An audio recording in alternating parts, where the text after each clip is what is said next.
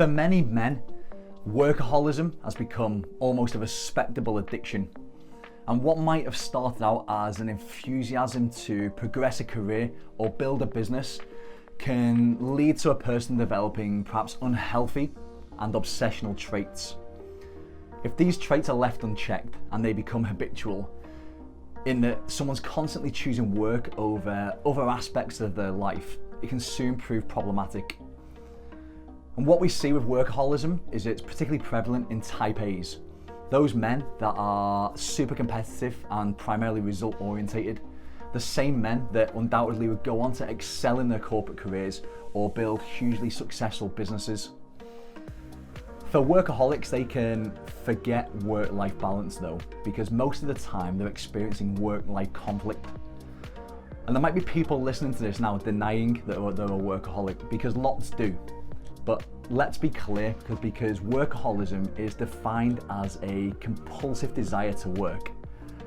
And if you have a compulsion, a consistent urge to work, it's likely that you've progressed from, you've progressed from having a passion for your profession to becoming a workaholic. And the outcome is that for many men, it's costing them things like their health and their happiness, and in some cases, their marriages. But it happens, particularly so for men that align their identities to what they do, i.e. their career or profession, and derive a lot of their self-worth from how successful they are. Over the past few years, I've worked with a number of clients that would perhaps never have considered themselves to be workaholics.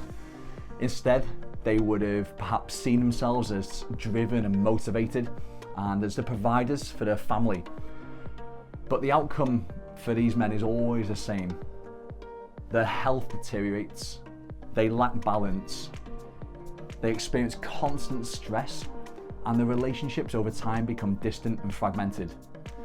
So you maybe would never have before considered yourself a workaholic.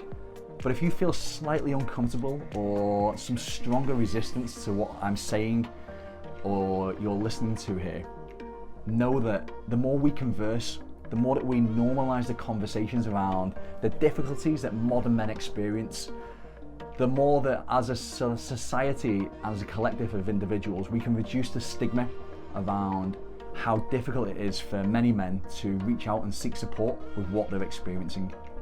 So if you're in a hole, perhaps my advice to you is to stop digging.